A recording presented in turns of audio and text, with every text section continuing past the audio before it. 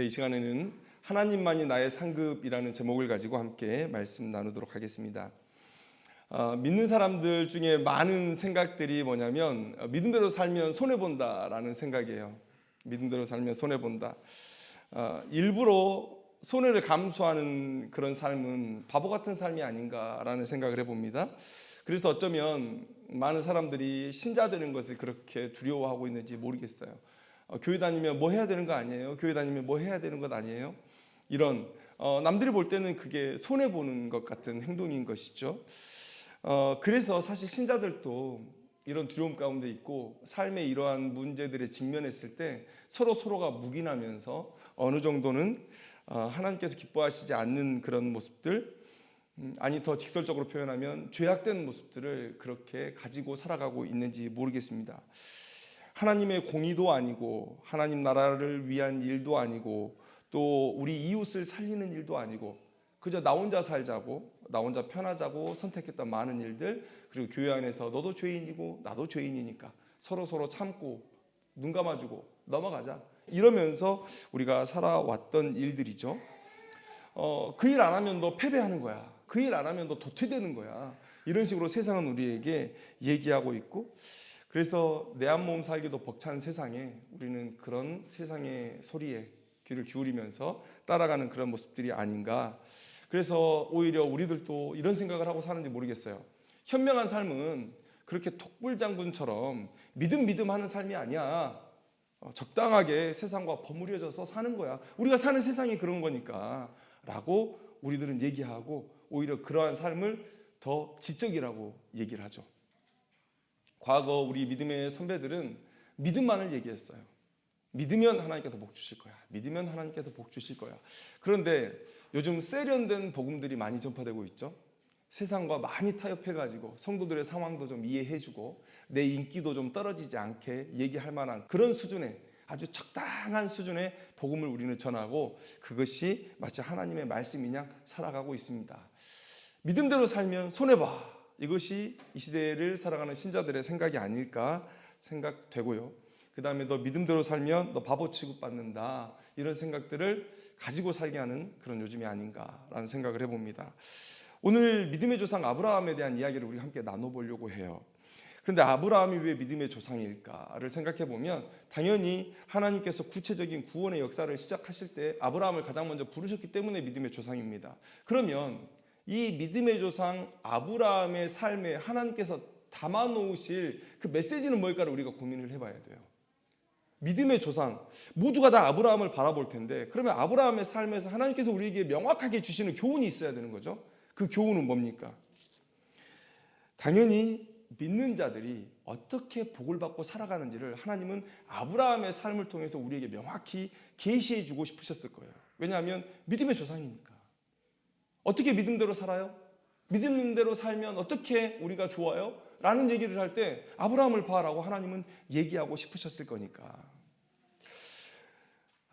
그런데 오늘 우리가 본문을 보면 참 바보라고 얘기하고 싶은 그런 아브라함의 모습들이 나타난다는 거죠. 오늘 이 말씀을 함께 나누면서 아브라함이 왜 그런 행동을 했고 왜 우리는 그런 바보 같다라고 평가받을 그 행동을 따라야 되는지 함께 나누고 깨닫는 그런 귀한 시간 되었으면 좋겠습니다. 우리 14장의 이야기를 조금 배경으로 우리가 알고 이 말씀 속으로 들어가야 되는데요. 기근을 만나서 아브라함이 애굽으로 들어갔죠. 거기서 하나님의 놀라운 은혜로 거부가 되어서 다시 네게부 지방, 유다 남방 지방으로 올라오게 됩니다. 그런데 너무 거부가 됐어요. 하나님의 복이 너무 넘치도록 임해서 아브라함이 자기 조카 롯을 아들처럼 데리고 다닙니다. 아들처럼 생각을 해요.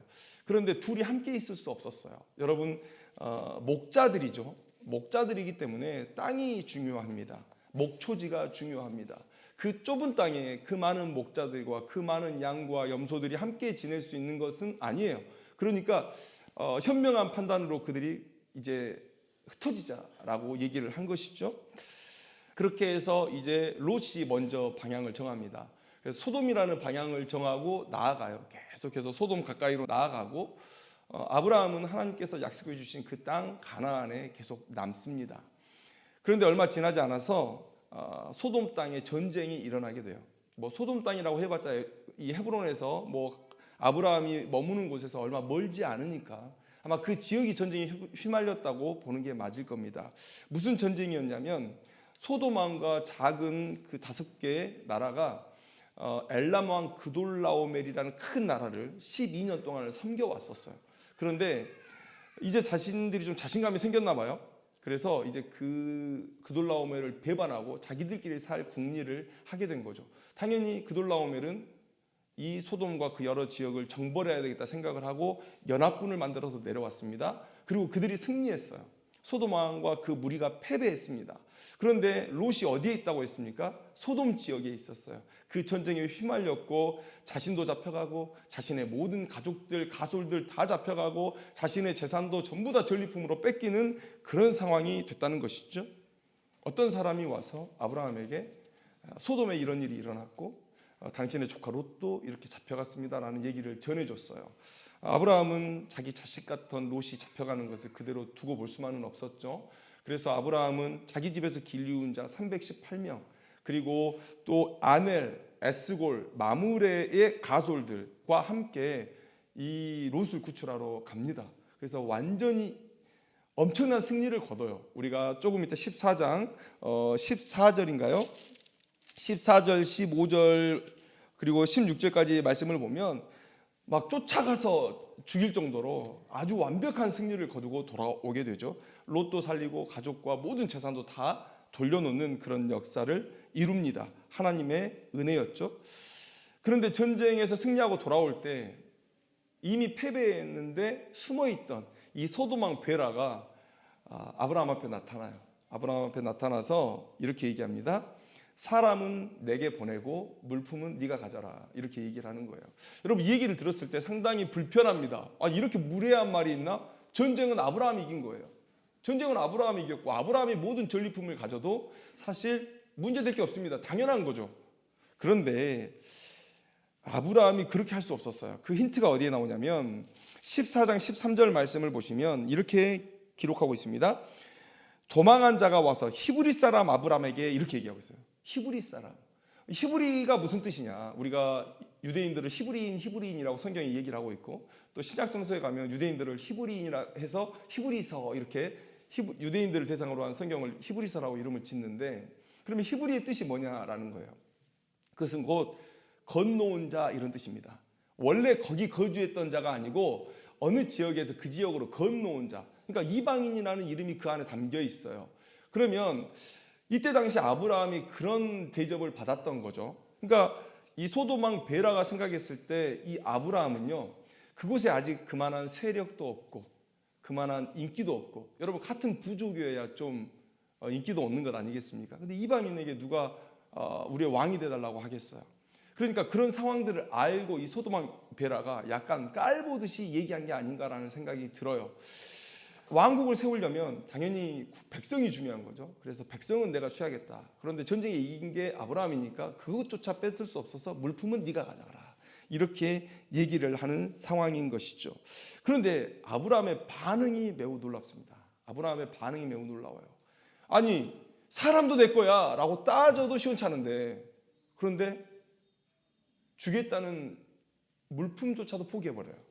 나 물품도 받지 않겠다. 왜 받지 않았느냐? 그 이유를 보면 14장 23절 말씀에 이렇게 기록되어 있습니다. 내 말이 내가 아브라함으로 치부하게 하였다 할까 하여 내게 속한 것은 실 한 오락이나 들매끈 한 가닥도 내가 가지지 아니하리라. 여러분 아브라함은 믿음의 사람입니다. 자신의 삶의 모든 복된 것들은 다 하나님으로부터 왔다는 것을 믿음으로 고백하는 사람이에요. 그리고 아브라함은 자신의 사명도 너무 잘 알아요. 나는 하나님의 사람이고 하나님의 영광을 위해서 사는 사람이에요. 그래서 내 삶의 모든 흔적들은 하나님의 영광을 나타내는 데 사용되어져야 되는 거예요. 그런데 이 소돔 왕이 돌아다니면서 뭐라고 얘기하겠습니까? 내가 물품을 아브라함에게 줬어. 저 아브라함 부자 된 거 저거 다 내가 양보해서 저렇게 된 거야. 내 덕이야. 아브라함은 이 소리가 듣기 싫었던 거예요. 이거 다 하나님께서 하신 건데 소돔 왕이 이깟 물품 좀 나에게 양보했다고 하나님께서 내게 주신 이 모든 것들을 마치 자기가 준 것이냐 하나님의 영광을 가로채는 꼴을 아브라함이 볼 수가 없었던 거예요. 그래서 아무것도 안 가질 테니까 너 다 가져라. 나와 함께 전쟁에 참여했던 이 사람들이 먹고 마셨던 것 그것만 우리에게 주고 너 다 가져라 보내버린 거예요. 여러분 소돔 왕이 뭐라고 생각했을까요? 이 바보 아니냐, 바보 아니냐라는 거죠. 여러분 재물은 다다익선 아닙니까? 우리들이 가진 생각이 다 그거 아니에요? 당연히 믿음의 사람은요, 내가 감당할 수 있을 만큼의 인기, 내가 감당할 수 있을 만큼의 재물에 만족할 줄 알아야 돼요. 내 믿음의 분량은 간장종지만 한데 그 간장종지보다 넘어선 대접 같은 물질의 축복을 받으면 반드시 타락합니다. 그걸 이 핸들링을 하지를 못해요. 그거를 내가 어찌 써보지를 못해요. 그러니까 여러분 항상 기도하실 때 부자 되게 해달라는 기도보다는 먼저 내 믿음을 달라고, 나에게 믿음을 달라고 기도하셔야 돼요. 물질이 나를 유혹하지 않도록, 내가 그것을 하나님의 뜻 안에서 온전히 감당할 수 있도록 먼저 기도하시고 그 다음에 물질의 복을 구하셔야 돼요. 그게 순서입니다. 안 그러면 하나님께서 복 주신 그 복으로 여러분들이 멸망할 수 있어요. 아브라함은 그걸 알아요. 그런데 소돔 왕은 그렇게 생각하죠. 야, 바보 아니냐? 하나님에 대한 믿음 때문에 집 밥그릇도 못 챙기는구나. 바보 때문에 횡재했네. 뭐 이런 생각을 당연히 가지고 있을 거예요. 여러분 혹시 이 본문 읽다가 아브라함의 행동을 딱 읽으면서 감정이입해가지고 야, 이 아브라함 바보야, 혹시 이런 생각을 하고 있진 않을까? 우리도 이런 생각을 하고 사는 경우가 많죠. 믿음대로 살려다 보니 바보같이 내 것도 챙기지 못하는 인생이 되는구나, 이런 생각을 우리가 하며 살 수도 있다는 거죠. 여러분 그런데 여러분 잘 보세요. 이 이후에 이 두 사람의 삶이 극명하게 갈라집니다. 그런데 하나님은요, 소돔 왕의 이 이야기가 어떤 교훈을 주는지 그 앞에 힌트를 하나 넣어놨어요. 여러분 13장 13절 말씀 보세요. 롯이 소돔 땅을 정하고 그쪽으로 나아가는데 굳이 그때에 기록하지 않아도 될 본문을 여기다 집어넣어놨어요. 13장 13절 말씀에 소돔 사람은 여호와 앞에 악하며 큰 죄인이었더라. 이 기록을 거기다 기록해놨어요. 그러면 여러분 이 이후의 전쟁이, 이 국지적인 전쟁이 왜 이 성경에 기록되어야 하냐? 하나님께서 소돔 땅을 사랑하시고 소돔을 구원하기 위한 열심으로 이 전쟁을 허락하셨다는 것 우리가 충분히 예상할 수 있는 바입니다. 그 증거가 어디 있냐면요, 여러분 하나님은요, 하나님의 보좌에서 이미 이 세상의 모든 것을 다 꿰뚫어 보시는 분이시죠. 그런데 왜 이 땅에 내려오시죠? 왜 하나님이 천사 둘을 데리고 이 땅에 내려오십니까? 보고 싶으셨던 거죠. 그리고 판단하고 싶으셨던 거죠. 그래서 아브라함을 만나시고 하나님은 하늘에 올라가시지만 두 천사를 소돔에 보냅니다. 그들의 부르짖음이 정말인지 한번 보라. 여러분 그 안에는요, 그 소돔과 고모라 땅을 멸망하고 싶어하지 않은, 어떻게든지 그들을 돌이키고자 하는 하나님의 열심이 그 안에 담겨 있는 거예요. 하나님의 사랑이 그 안에 담겨 있는 거예요. 여러분 소돔 사람은 여호와 앞에 악하며 큰 죄인이었더라. 전쟁이 일어났어요. 전쟁에서 패배했어요.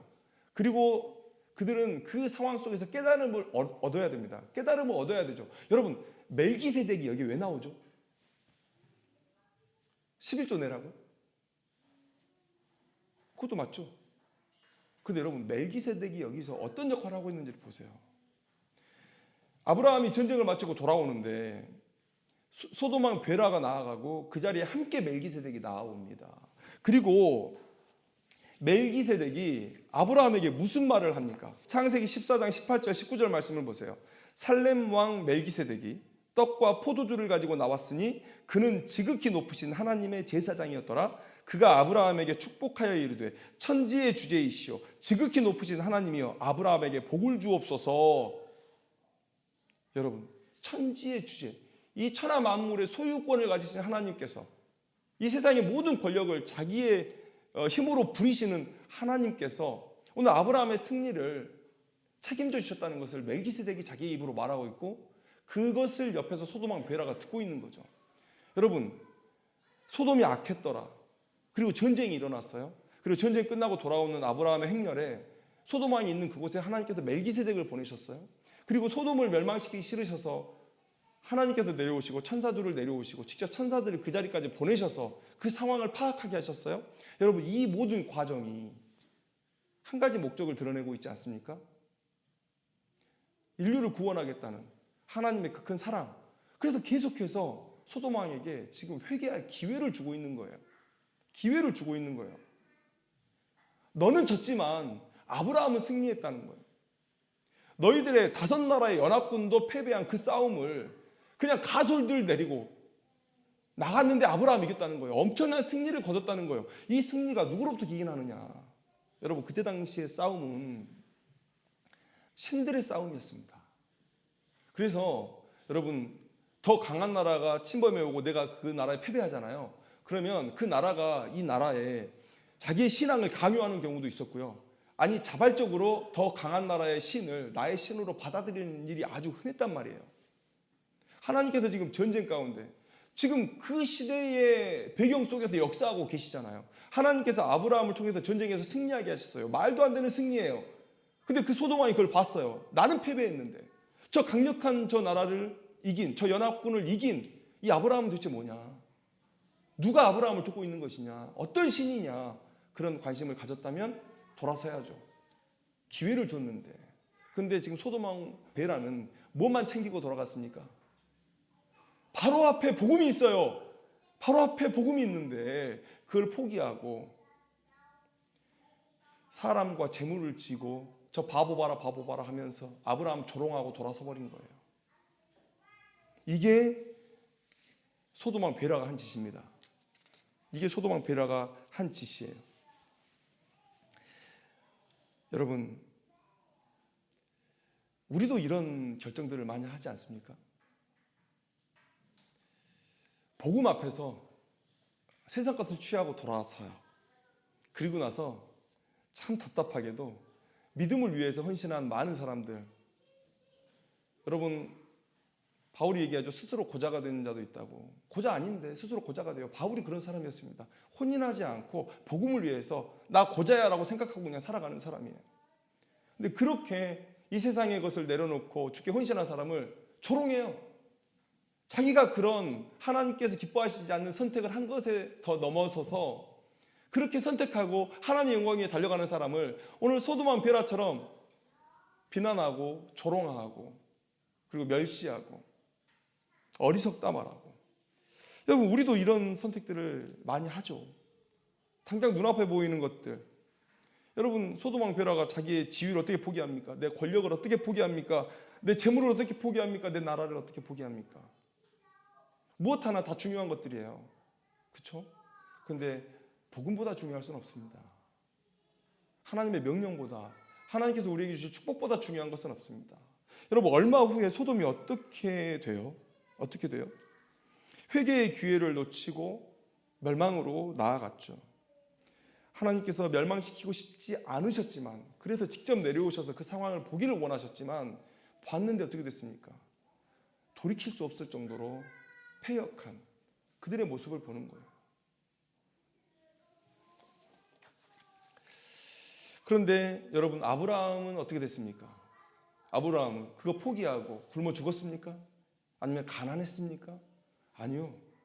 이 이후에 우리가 보면 아브라함은 그 지역에서 매우 큰 지도자가 되고요. 하나님의 선지자라는 칭호를 받아요. 하나님이 아브라함과 함께한다. 잘 삽니다. 잘 살아. 여러분, 오늘 본문의 내용이 뭐예요? 이후에 여호와의 말씀이 환상 중에 아브라함에게 임하여 이르시되, 이 이후에는 뭡니까? 자신의 삶을 통해서 신실하게 언약을 지키셨던 하나님을 기억하고 앞으로의 삶에서도 하나님이 자신의 모든 필요를 채우시고 하나님께 내가 헌신한, 희생한 그 이상의 것을 갚아줄 것으로 믿고 그분의 영광을 위해서 당연히 취해도 누구 하나 비난하지 않을 그것들을 포기했을 때 그 이후에요. 그 이후에 하나님께서 이 약속을 주시는 거예요. 두려워하지 말라. 나는 내 방패여 너의 지극히 큰 상급이니라. 무슨 얘기입니까? 네가 사람을 취하지 않았어? 사람이 너를 지키는 게 아니라 내가 너를 지켜줄 거야. 너 재물을 포기했어? 야, 그 재물 너에게 재물 되는 거 아니야. 내가 너의 재물이 되어줄게. 여러분, 이 약속을 하나님께서 주시는 거예요. 내가 너의 삶을 책임질 거야. 내가 너의 삶을 책임질 거야. 내가 너의 영광이 될 거야. 두려워하지 마. 걱정하지 마. 이게 하나님께서 얼마나 기쁘셨는지, 아브라함의 이 헌신이 얼마나 기쁘셨는지 그 직후에 오셔가지고 혹여나 아브라함이 그 포기한 것 때문에 두려워하고 또 아까워하고 어려워할까 봐, 물론 그럴 일은 없겠지만요, 바로 오셔가지고 얘기를 해주시는 거예요. 내가 너의 방패요, 내가 너의 상급이다. 내가 너의 삶의 모든 것을 책임질 것이다. 여러분, 이게 전부입니까? 이 세상에서 누리는 아브라함의 복이 전부예요? 아니죠. 여러분, 아브라함의 후손의 복이 뭡니까? 바다의 모래같이 하늘의 별처럼 많아지는 그 후손의 복이 뭡니까? 구약 시대에는 이스라엘 백성들이 혈통적으로 아브라함의 자손인 걸로 생각했어요. 이스라엘의 민족도 그렇게 착각했죠. 그러나 신약에 들어와서 성경 속에서 아브라함의 자손은 누가 아브라함의 자손입니까? 갈라디아서 3장 7절 말씀 따라 그런즉 믿음으로 말미암은 자들은 아브라함의 자손인 줄 알지어다. 그러면 이 땅의 교회가 아브라함의 자손입니다. 이 땅에 믿음으로 의롭다 하심을 받은 하나님의 백성들이 아브라함의 자손입니다. 그러면 여러분, 아브라함의 자손들이 이 세상을 정복했어요. 이 세상을 정복했어요. 이 세상의 모든 것이 아브라함의 자손의 것입니다. 하나님께서 이렇게 놀라운 역사를 이루셨다는 거예요. 그런데 소돔왕 베라는 얼마 지나지 않았어요. 아브라함을 조롱하고 내가 모든 것을 가졌다라고 돌아섰던 그 소돔왕 베라는 얼마 지나지 않아서 자기의 것을 다 잃어버렸어요. 자기의 목숨도 잃어버렸어요. 여러분, 누가 바보 천치입니까? 누가 바보 천치예요? 여러분, 손해보고 살라는 말 아닙니다. 손해보고 사세요, 손해보고 사세요, 그 얘기가 아니에요. 하나님을 믿는 삶이 진짜 여러분들의 이익이 되니까 말씀드리는 거예요. 여러분, 누가 바보예요? 누가 천치예요? 아브라함이 진짜 현명한 사람 아닙니까? 하나님의 말씀 믿고 하나님의 그런 역사하심을 믿고 하나님이 나의 방패와 상급이시라는 그 믿음 가지고 하나님의 영광 위해서 내 것을 포기하는 삶, 여러분, 이게 우리의 삶의 진정한 복이라는 사실 오늘 우리가 알아야 돼요. 하나님은 믿음의 조상 아브라함을 통해서 이 삶의 원리를 우리에게 말씀해 주고자 하시는 것이죠. 여러분, 하나님은요, 신원하시는 하나님이세요. 신원하시는 하나님. 우리의 억울함을 풀어주시는 하나님입니다.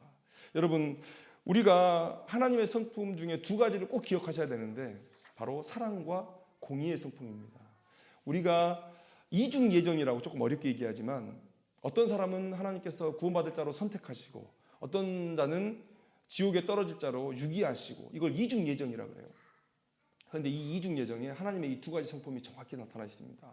하나님이 사랑하셔서 선택하시고 하나님이 공의로우셔서 죄인들을 저주 가운데 두시고, 여러분, 이게 사랑과 공의의 성품인데 여러분, 공의의 성품 한번 보세요.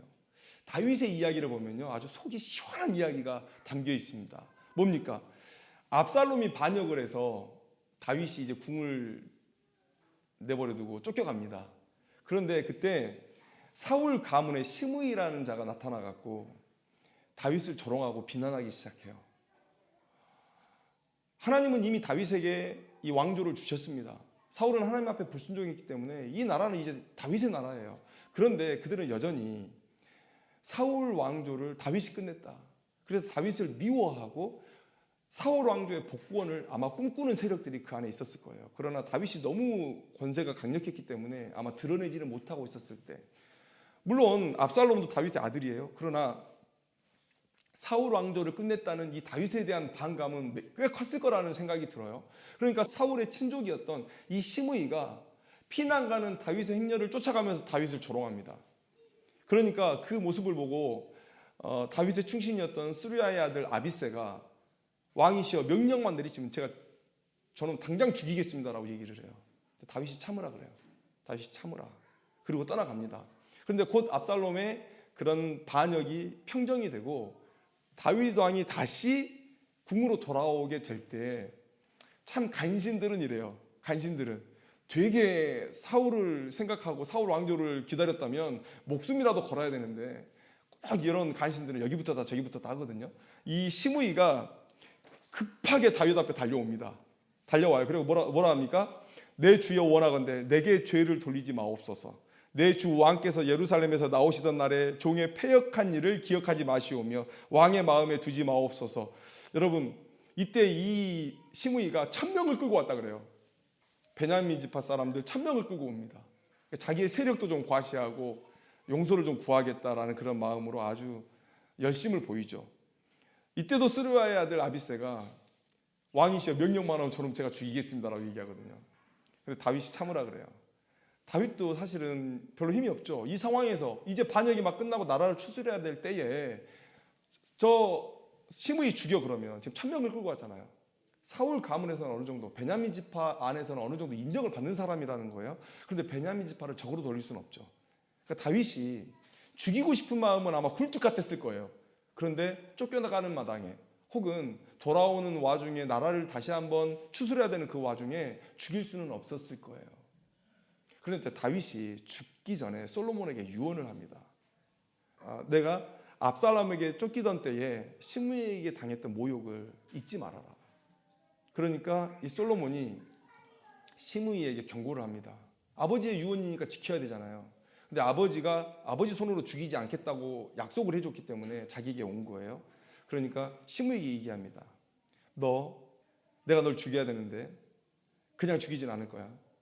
너 예루살렘 안에만 살아. 벗어나면 내가 너 죽일 거야. 이렇게 얘기를 합니다. 예루살렘 안에만 있으면 살려주겠다고. 그런데 얼마 지나지 않아서 그 시므이의 종이 가드로 도망을 가요. 블레셋 지경으로 도망을 갑니다. 그리고 가서 왕의 아들을 만나요. 그러니까 이 시므이에게 그냥 부리던 종 하나 도망간 게 아니고요. 꽤 많은 손해를 끼치고 도망간 거예요. 꽤 능력 있는 종이 떠난 거예요. 그러니까 막 화가 부글부글 하죠.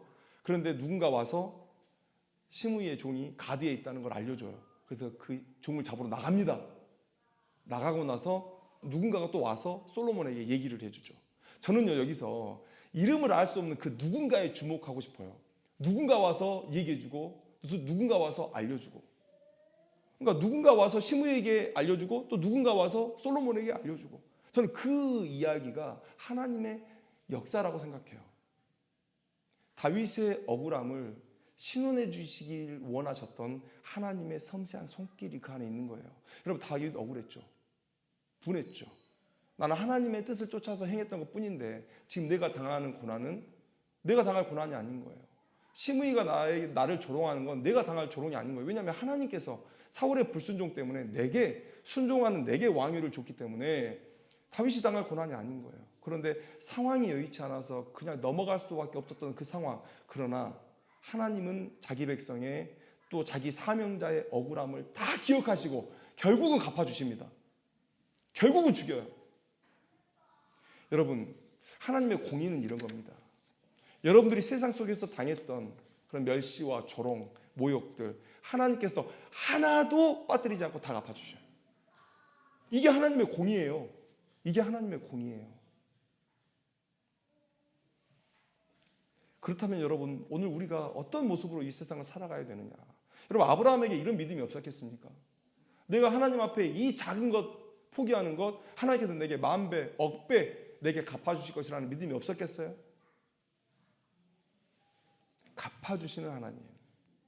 여러분, 이 세상에서 하나님을 위해서 뭔가를 포기하는 것, 여러분 두려워하지 마세요. 아까워하지 마세요. 그리고 여러분, 이 세상에서 하나님의 영광을 탐하는 것, 그것만큼 우리가 두려워해야 할 게 없습니다. 사탄도 아담과 하와도 그것 때문에 타락했어요. 그래서 교만은 패망의 선봉이에요. 그냥 있는 얘기가 아니에요. 그렇게 패망을 당한 자들이 있기 때문에 교만은 패망의 선봉인 거예요. 여러분, 오늘 우리가 소돔왕 베라 같은 삶을 살고 있지 않느냐 한번 돌아봤으면 좋겠어요. 소돔왕 베라는 복음 바로 옆에서 멸망을 선택했습니다. 여러분, 우리가 교회에서 예배를 드리고 하나님을 신앙한다고 얘기하고 그렇게 말들은 많이 하고 그런 분위기 속에서 살아가지만, 그러나 여러분, 우리도 똑같이 소돔왕 베라처럼 세상의 것을 탐하고 세상의 것을 택하면서 살아가고 있지는 않느냐. 여러분, 우리가 그것들을 한번 생각해 봐야 되죠. 사막을 여행하는 사람들이 이런 얘기를 합니다. 오아시스가 바로 저긴데 그 전에서 탈수증에 걸려 죽은 사람들이 있더라. 지금 당장 눈앞에 이 신기루 같은 거짓 이익에 눈이 멀어가지고 거기서 헤매고 방황하다가 이 세상을, 또 세상의 재물을, 세상의 안락을, 더 나아가서 세상의 쾌락을 탐하다가 그렇게 복음 옆에서 말라 죽는 거예요. 굶어 죽는 거예요. 멸망하는 거예요. 그런 면에서 여러분, 아브라함은 너무도 현자였다라는 생각을 하게 됩니다. 아브라함이 가장 현명했다. 그래서 우리에게 무슨 교훈을 줍니까? 믿음으로 사는 삶이 가장 현명하다는 교훈을 우리에게 주는 것이죠. 여러분, 지혜는 하나님으로부터 나오는 것입니다. 지혜는 하나님의 것이에요. 우리가 아무리 세상의 지혜로 자기 방법대로 요리조리 피해가면서 약삭빠르게 얍삽하게 살 수 있을지 몰라요. 그러나 하나님은 다 보고 계십니다. 우리의 삶을 다 보고 계세요. 우직하게 하나님을 향한 굳건한 믿음을 가지고 이 세상의 것, 자기의 믿음에 넘어서는 것들을 탐하지 아니하고 또 하나님께서 주신 것이 있으면 청지기의 마음으로 하나님 앞에 올려드리고 이렇게 아브라함처럼 살아가는 이 인생에게 하나님께서 오늘 나타나셔서 내가 너의 방패요, 너의 큰 상급이다라고 말씀해 주실 거예요. 그리고 우리의 삶을 복되게 인도해 주실 것이고 영원한 나라에서의 우리의 복된 삶도 하나님께서 우리에게 약속해 주실 것이다. 여러분, 이 아브라함의 믿음으로 살아내기를 소망합니다. 오늘 그 믿음이 여러분들의 삶에 아브라함에게 보이셨던 그런 약속의 성취로 나타나게 될 줄로 믿습니다. 기도하겠습니다.